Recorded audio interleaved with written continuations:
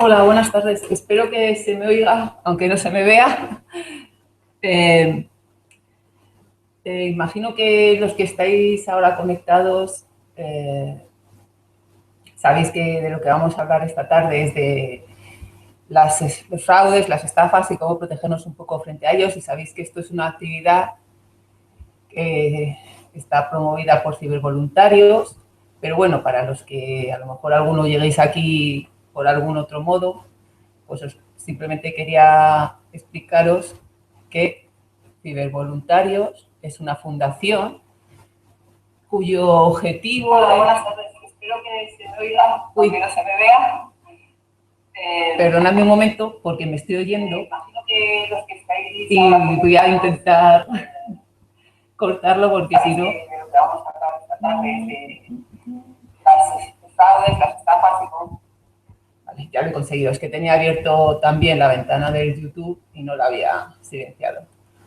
Vale, pero bueno, así me sirve para confirmar que se me oye. Entonces, como os decía, Cibervoluntarios es una fundación, ¿de acuerdo? Que lo que intenta es, pues, promover el uso de Internet, de las redes, etcétera, etcétera, de modo que se puedan aumentar las oportunidades de las personas gracias al uso de estas tecnologías, ¿de acuerdo? Y esta charla, además, se enmarca dentro de lo que es el proyecto para Piensa y Conéctate, y más en concreto dentro de su segundo gran objetivo, que es la formación y la sensibilización en temas de ciberseguridad. ¿De acuerdo? Entonces, eso es de lo que trataremos a lo largo de los siguientes minutos. Si tenéis alguna pregunta en algún momento, podéis escribirla. Espero de algún modo darme cuenta de que habéis escrito. Intentaré contestaros en ese momento y si no, pues al final intentaremos poder aclarar las cosas que os hayan quedado dudosas. Y si no consigo de ningún modo así, pues siempre tenéis mi dirección de correo para escribirme, preguntarme. También es posible que no sepa responder, pero bueno, imagino que sí que os podré dar alguna pista. Vale. ¿De qué vamos a tratar en concreto?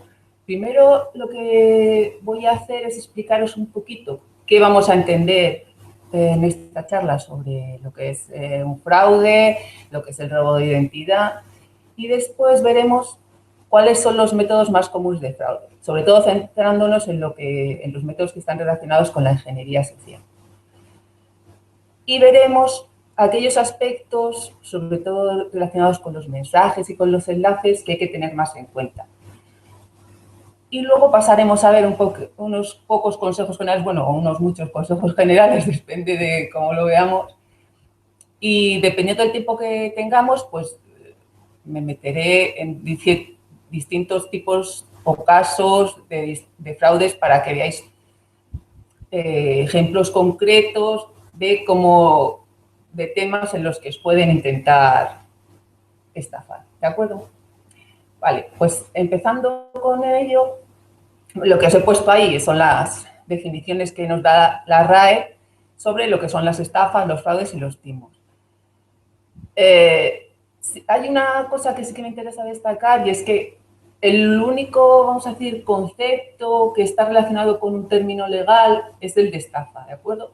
Aquí no vamos a entrar en esas disquisiciones, ¿vale? Directamente vamos a trabajar con esas características comunes que tienen todos, ¿vale? En todas las definiciones que si os dais cuenta, por ejemplo, engaño, contrario a la verdad, artificios y engaños, o sea que, ¿vale?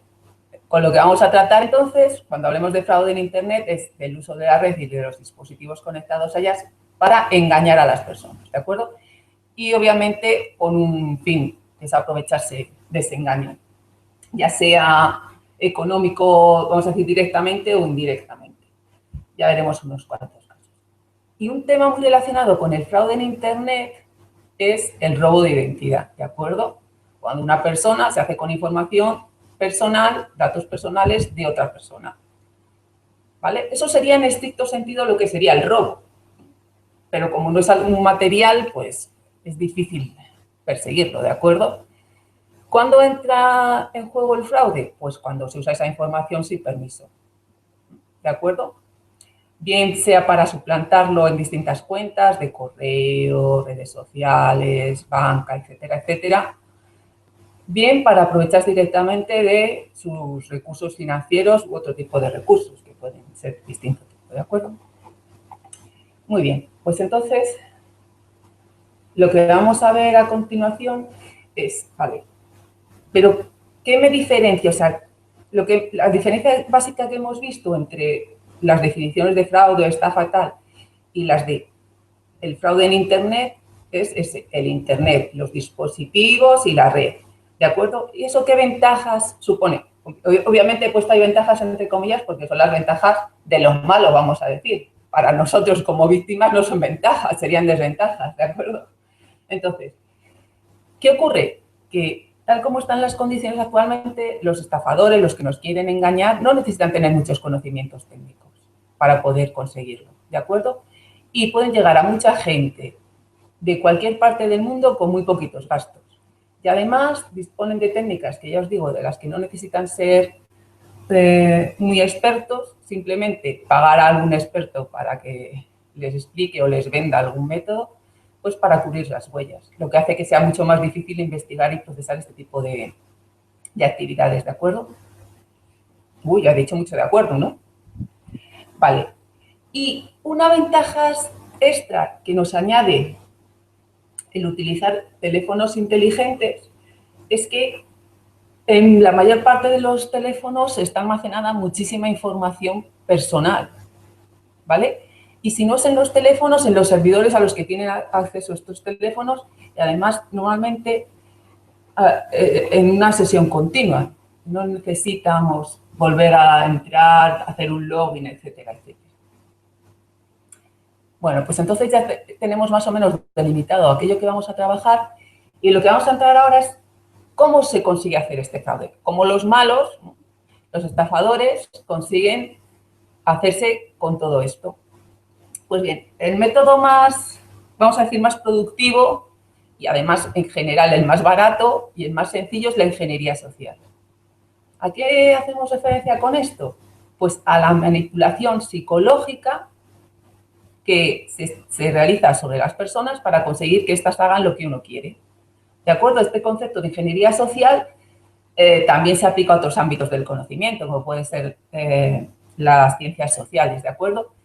Y lo que pasa es que dentro del ámbito tecnológico ha ido, es un término que es muy aceptado y que explica muy bien cómo engañar, ¿de acuerdo? Obviamente, esto que ahora tiene un término más específico es también lo que han hecho los estafadores toda la vida y los timadores, ¿de acuerdo? ¿Qué es lo que se tiene en cuenta en la ingeniería social? Pues las características de las personas. Si uno sabe cuáles son las características de las personas, es más fácil engañarlas, ¿de acuerdo? Entonces, para eso, ¿qué es lo que hacen?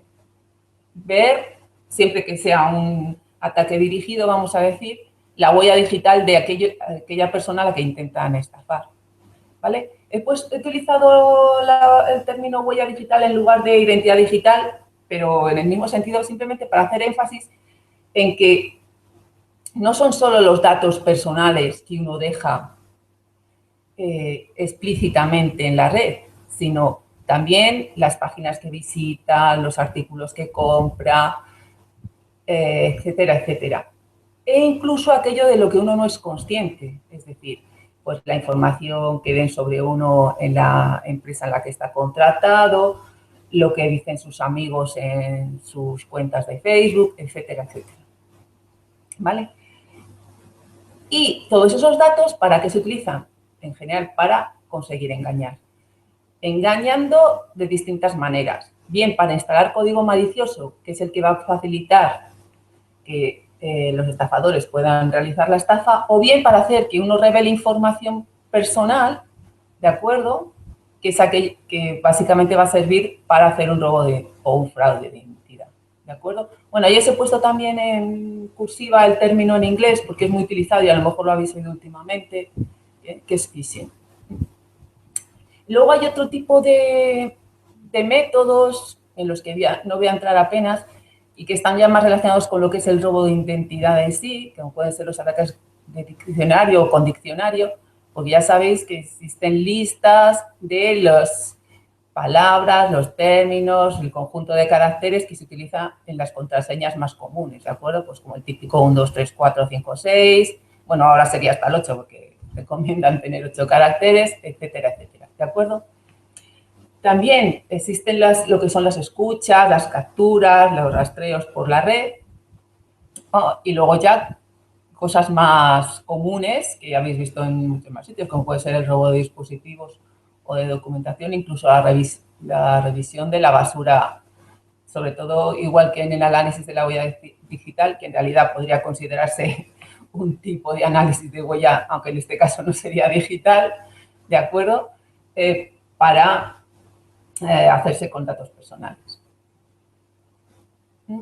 Entonces, lo que voy a centrarme un poco es en aquellos aspectos relacionados con la ingeniería social y en el modo en el que nos pueden engañar. ¿Vale? Si, como he dicho, se trata de convencer a las personas para que realicen algún acto, normalmente ese convencimiento, ¿cómo llega? A través de un mensaje. Aquí voy a utilizar también la palabra mensaje en términos amplios. Ya puede ser de correo electrónico, puede ser un SMS,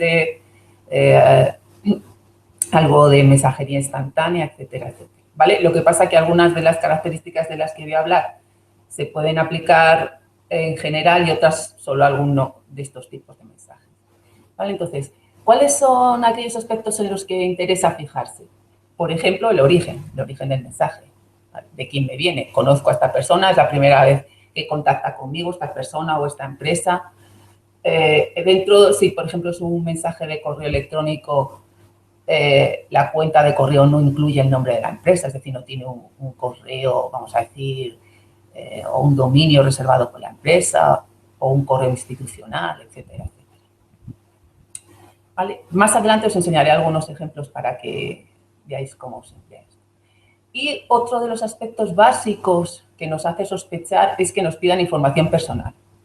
Inicialmente, en los primeros mensajes de este tipo de estafas, lo que se hacía era directamente pedir la contraseña del usuario para responder en el mensaje de correo.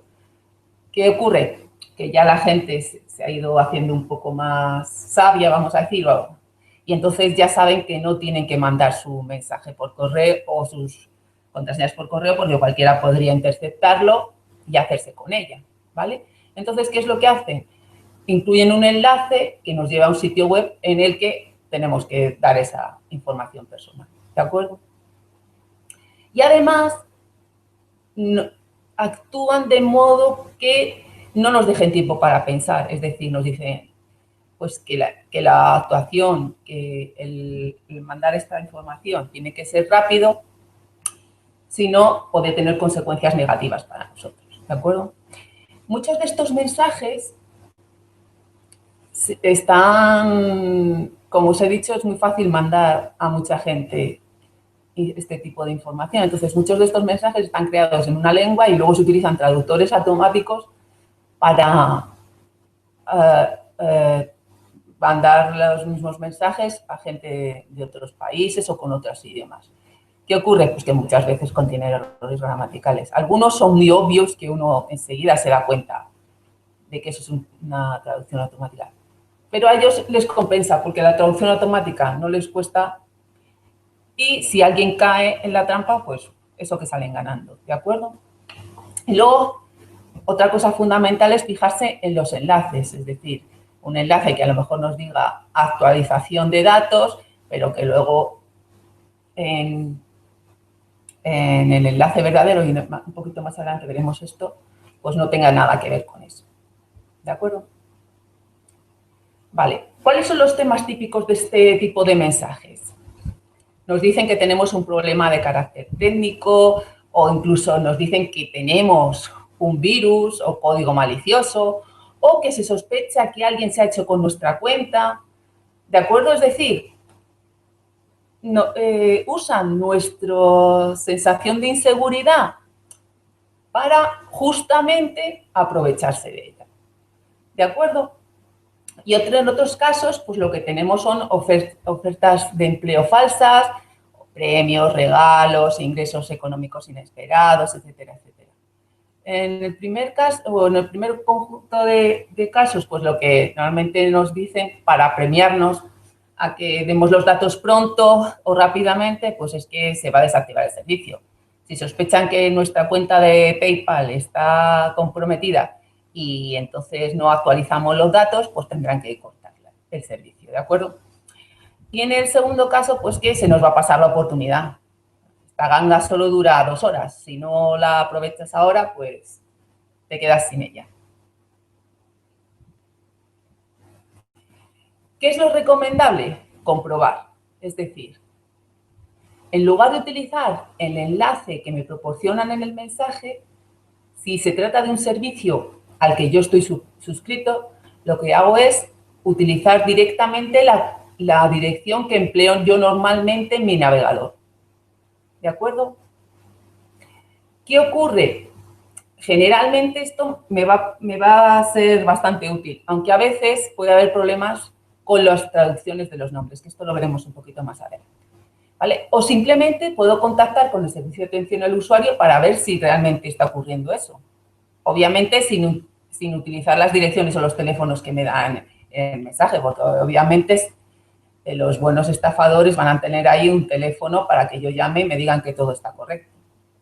¿Vale? Y una cosa que a lo mejor parece muy sencilla y muy trivial, pero que realmente es muy útil, es buscar información en la red. Uno copia un párrafito o una frase del mensaje tal cual, utiliza un buscador y seguramente encuentre si hay problemas con ese tipo de mensajes, si le ha pasado a alguien algo así, etcétera, etcétera. Y luego también lo que es fundamental es configurar las cuentas y los navegadores adecuadamente. Es decir, pues tener la política de privacidad que nos interese, utilizar servicios o los servicios que nos proporcione, por ejemplo, el servidor de correo anti-spam o anti-phishing, configurar los navegadores o añadirles complementos que nos permitan también controlar este tipo de cosas. ¿Vale? Entonces, uniéndolo un poquito a esto de los enlaces que os he dicho, sí que es fundamental, aunque voy a intentar no entrar, igual que he hecho con la de ingeniería social y tal, no entrar en muchos términos técnicos o en muchos detalles que son irrelevantes, sí que interesa saber que, bueno, tenemos por un lado una dirección que nosotros escribimos en los navegadores o que vemos escrita y que es legible por un ser humano, es decir, está formada por letras, números, etcétera, etcétera. Pero esta dirección, al ser exactamente eso, algo que está cercano al ser humano, la máquina lo va a entender. Para ello, lo que tenemos es un servidor o un sistema que se encarga de traducir esas, vamos a decir, letras, dígitos, etcétera, en una dirección IP, ¿vale? A partir de lo que es el sistema de nombres de dominio. Entonces, lo que os he puesto en la transparencia es la dirección que equivaldría a Google en España, la dirección IP. Que si veis, pues son 4 objetos con distintos valores. ¿Vale? ¿Cuál es el problema que os decía antes con el DNS? Cuando os decía que introdujéramos directamente la dirección que nosotros manejamos normalmente. Pues que a veces lo que se puede conseguir o lo que consiguen con código malicioso es introducir modificaciones en los servidores de DNS de modo que una dirección tenga su correspondiente IP en la página o en la web que quiere el malo que usemos. ¿De acuerdo? Nosotros pensamos que estamos utilizando la que queremos y resulta que no. De todos modos, veremos que si, por ejemplo, tenemos un uso seguro, ¿no?, con el HTTPS, eso va a ser más difícil. Y a veces lo que ocurre es que eso no se produce en los servidores de DNS, sino que se produce en la propia máquina del usuario. Hay modificado, dependiendo del sistema operativo, hay distintos archivos donde se manejan las direcciones, ¿no?, y ahí es donde se puede modificar. Vale, entonces, ¿qué es lo que nos interesa cuando tenemos los enlaces?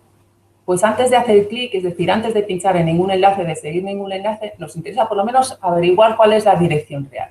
Ya sabéis que muchas veces, pues como veis aquí ahora, yo, pasando por encima del enlace con el ratón, puedo saber cuál es la dirección real que tiene ese enlace. Y también es muy importante que os fijéis en ello. Si veis aquí, yo he puesto mi iBanco, ¿vale? Con 2 i's, para que os deis cuenta de que si yo a lo mejor lo que quiero es acceder a la dirección de mi banco, aquí, sin darme cuenta, han empleado una que tiene una i más. Y esto me puede llevar a la página del estafador, ¿de acuerdo? Entonces, por eso os decía que, ¿vale? Si yo quiero hacer algo sobre mi banco, voy directamente y tecleo mi banco en el navegador. Muchas veces lo que ocurre es que tenemos direcciones, como por ejemplo si recibisteis el mensaje de Alejandra ayer, lo que os mandó eran direcciones acortadas, ¿de acuerdo? Pues lo que nos interesa es utilizar, hay un montón de aplicaciones web online que os hacen la conversión, ¿de acuerdo? Entonces lo que nos interesa es obtener la dirección real que corresponde a ese acortamiento, ¿de acuerdo?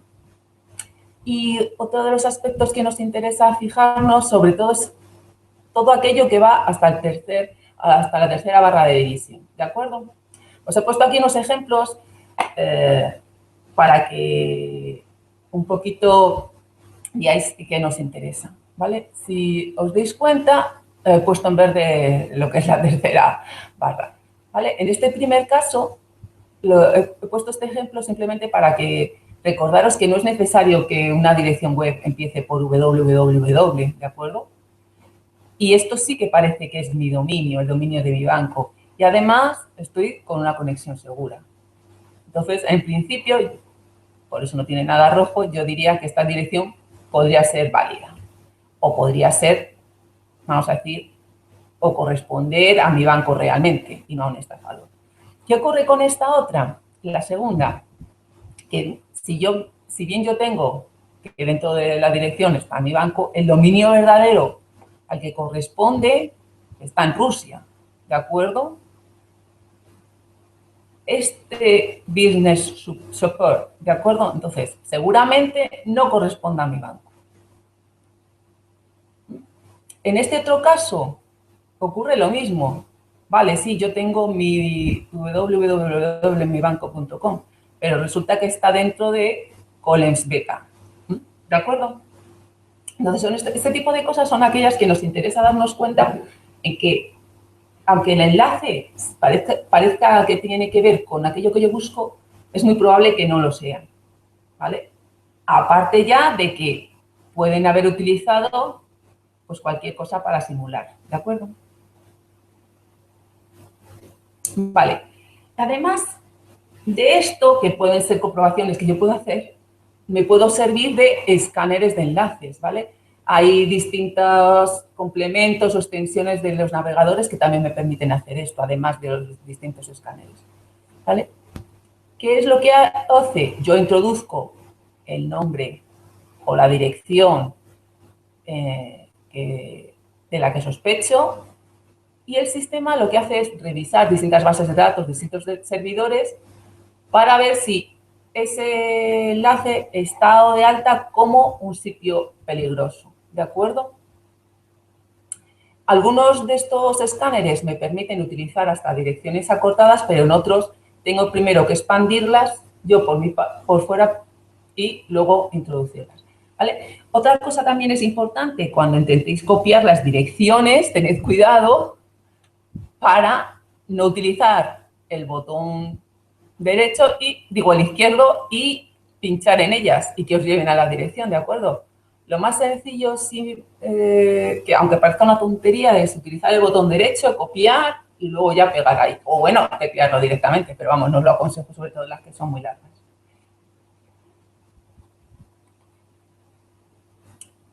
Y esto es como, lo que hemos visto hasta ahora es como aquello más específico de los aspectos de fraude que tienen que ver con lo que vamos a ver hoy. Pero luego hay consejos generales que se siguen aplicando como son los de las contraseñas. Esto seguro que ya lo sabéis todos muy bien, así que voy a pasar por ellos muy rápido. ¿Vale? Crear contraseñas con al menos 8 caracteres, que mezclen letras, números y símbolos, tanto mayúsculas como minúsculas, cambiarlas a menudo y utilizar una distinta para cada cuenta o cada servicio. ¿Qué ocurre? Y en esto sí que es importante, que muchos de los sitios, por ejemplo, permiten entrar mediante cuentas que uno tiene registradas en otro sitio. Caso típico de Facebook. Uno puede entrar con su cuenta de Facebook en un montón de servicios. ¿Qué ocurre? Que si se hacen con nuestra contraseña de Facebook, se han hecho con todas las demás. ¿De acuerdo? Equivaldría a tener una única contraseña para todas las distintas cuentas. Y obviamente no hay que guardarlas, ni apuntarlas, ni decírselas a nadie. Y un aspecto que sí que me interesaría destacar, porque a lo mejor algunos no habéis oído hablar de ellos, es usar un gestor de contraseñas. ¿Vale? Hay sistemas software que sirven para actuar como gestores de contraseñas. Lo que pasa es que, claro, si uno lo tiene instalado en la máquina donde lo utiliza, pues ahí, si se hacen con la máquina, se van a hacer con el gestor de contraseñas, se van a hacer con las contraseñas. ¿De acuerdo? Pero existen dispositivos con una conexión USB en la que pueden actuar como gestores de contraseñas.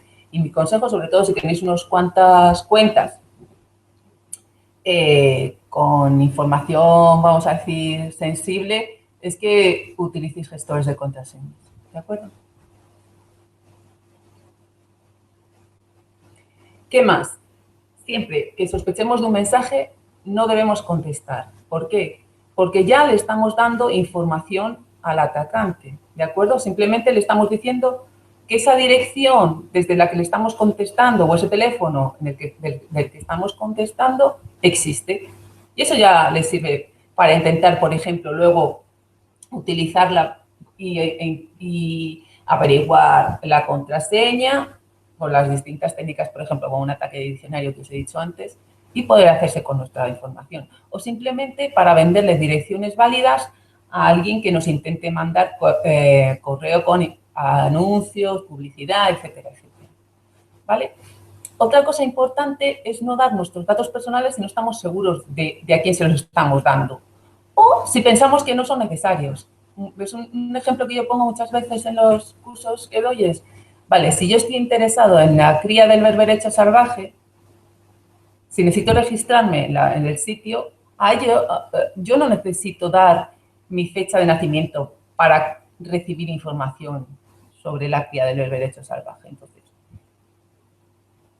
tengo que ver si me interesa realmente dar esa información.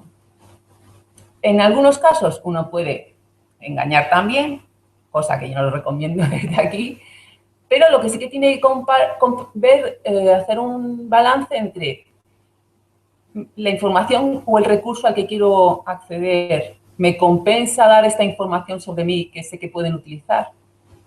Pues, en este caso, muchas veces lo que sí que es muy importante es leerse las condiciones de uso, que obviamente yo la primera no leo normalmente, pero sí, por ejemplo, hay ciertos aspectos que uno puede buscar, como puede ser si los datos se pasan también a terceros, dónde se almacenan, etcétera, etcétera.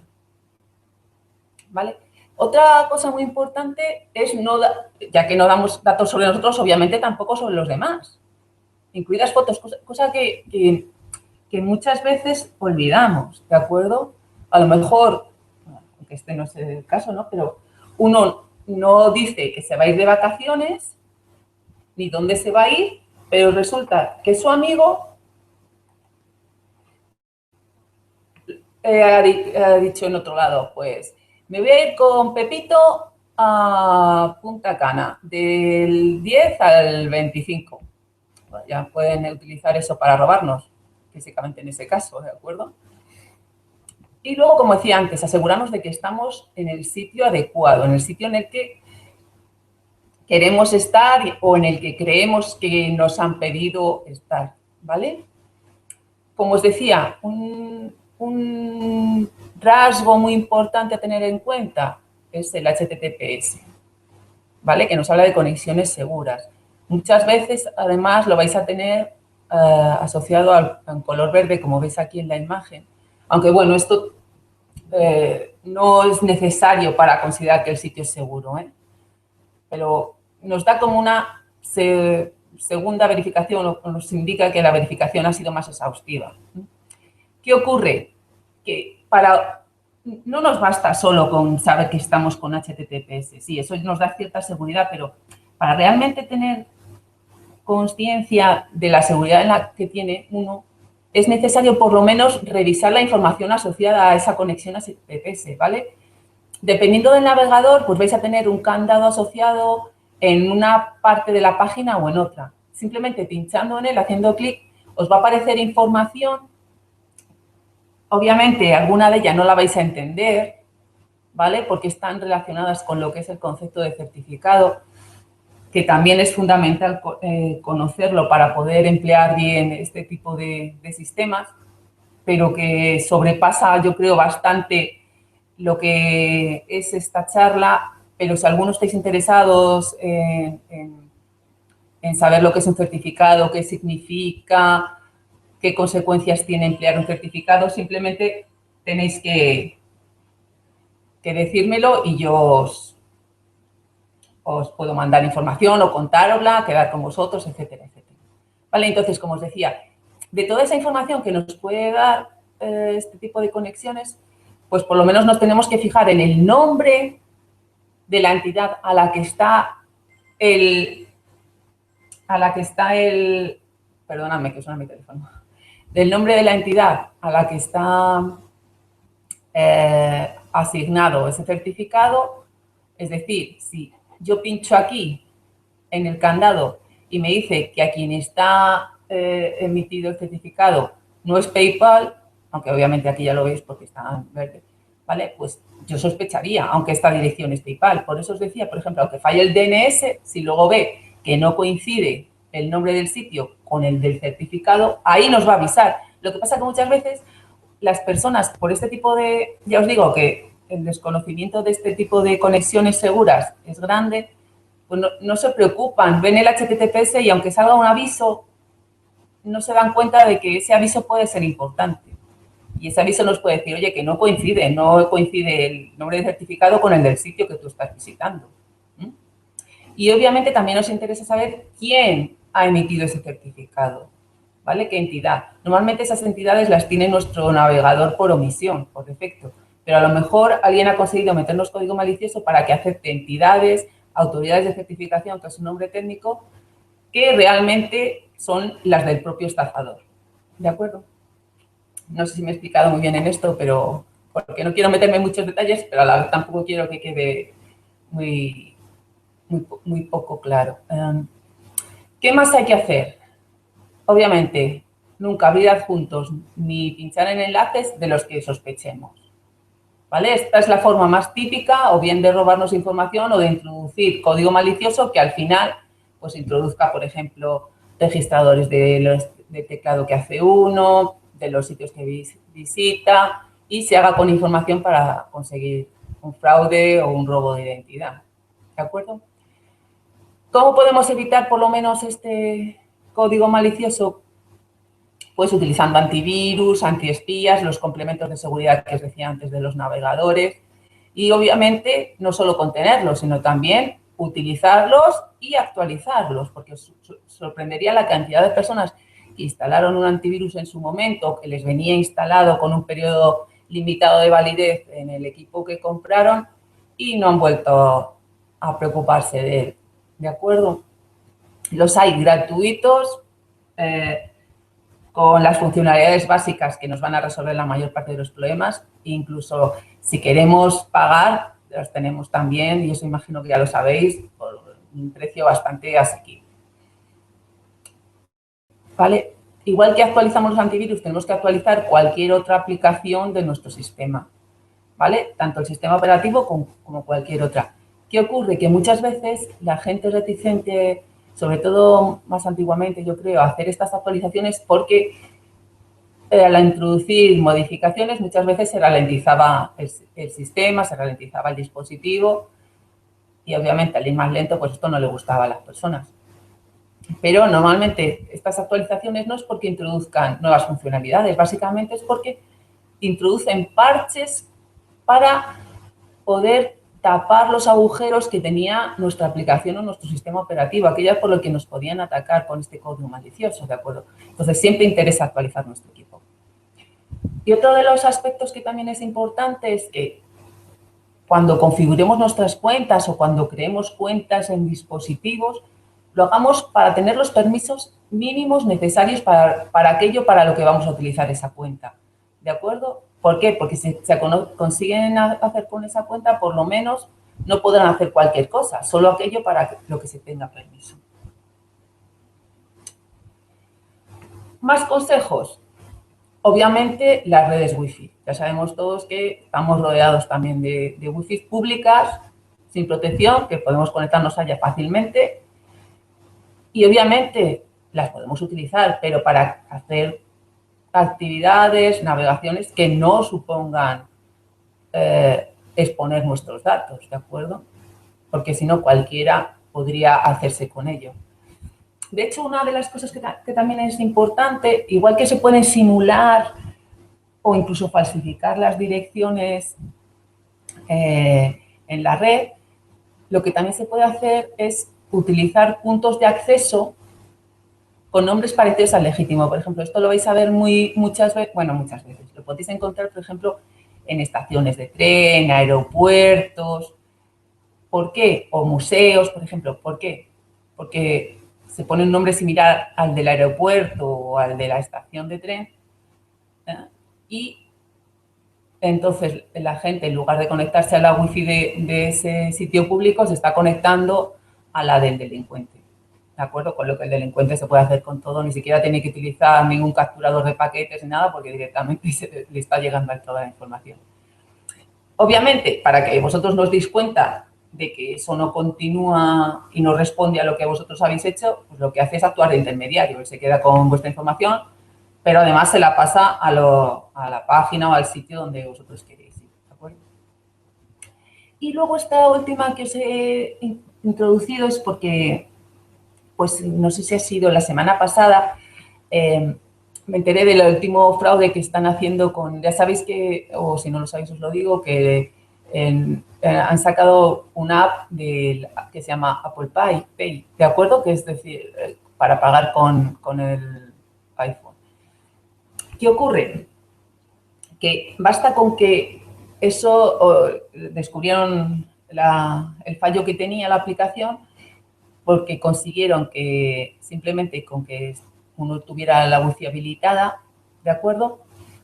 El atacante conseguía que se abriera la ventana que simulaba, que era obviamente la de Apple Pay, ¿vale? Para pedir los datos, ¿no? El usuario y la contraseña.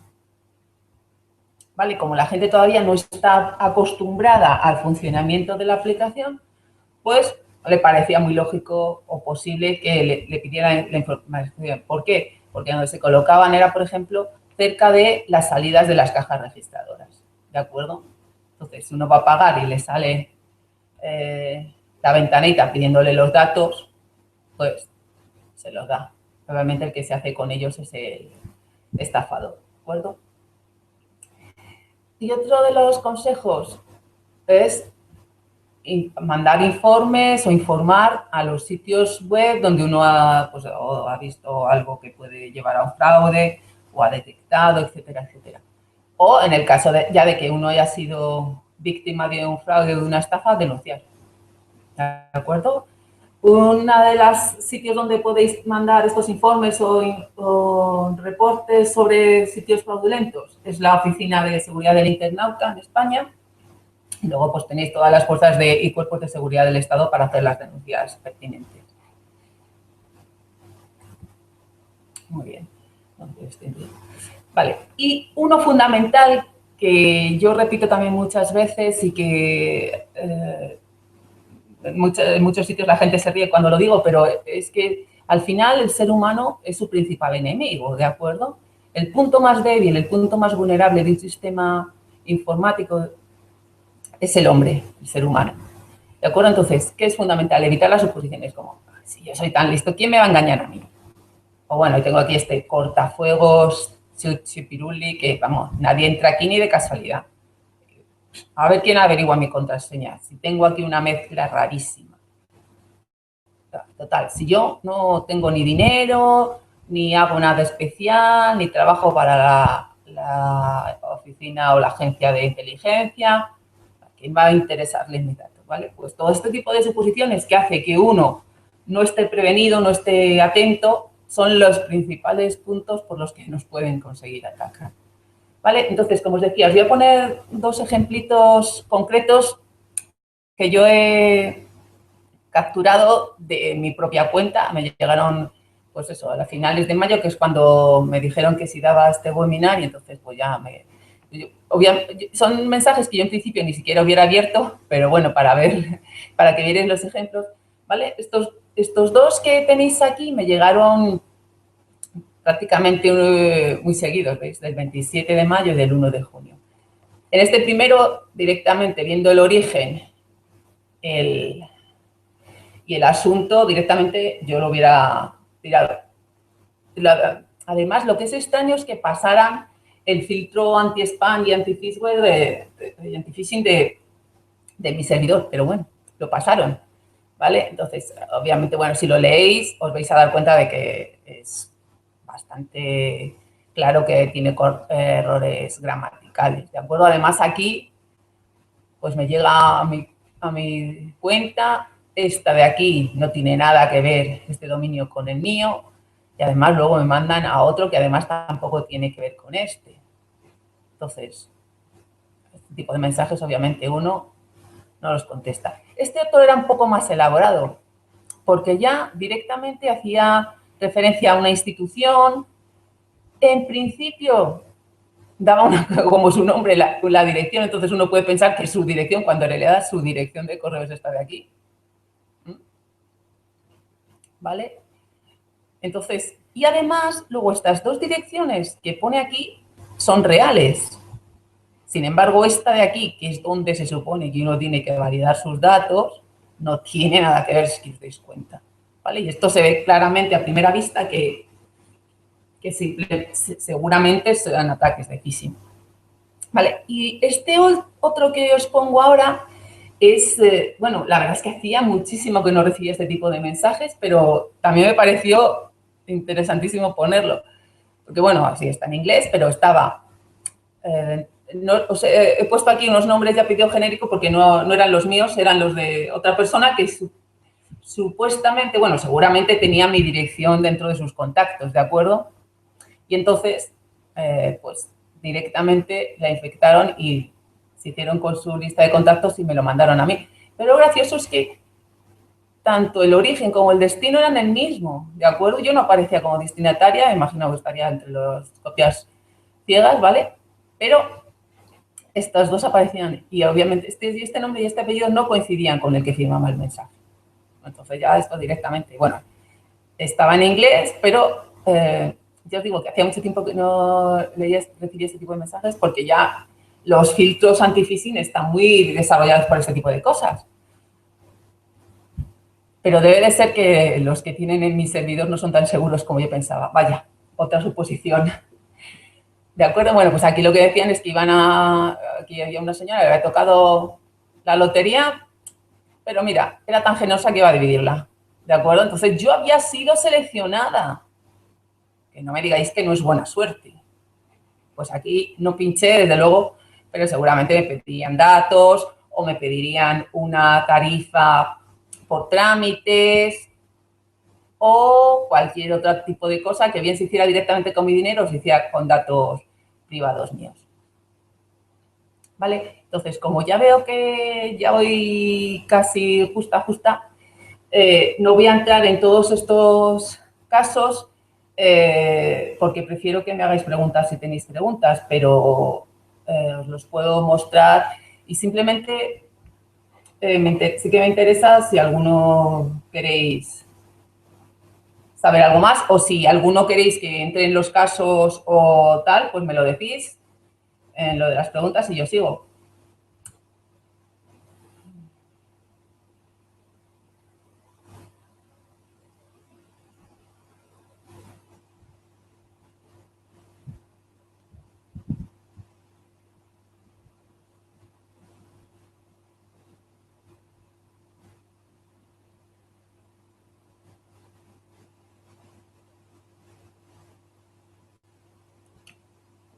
Bueno, pues como no veo nada por ahí, voy a mirar a ver si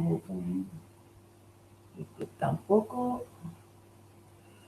Pues yo creo que lo vamos a dejar aquí porque no quiero pasarme el tiempo. Esto lo tenía como extra por si acaso me embalaba demasiado y llegaba.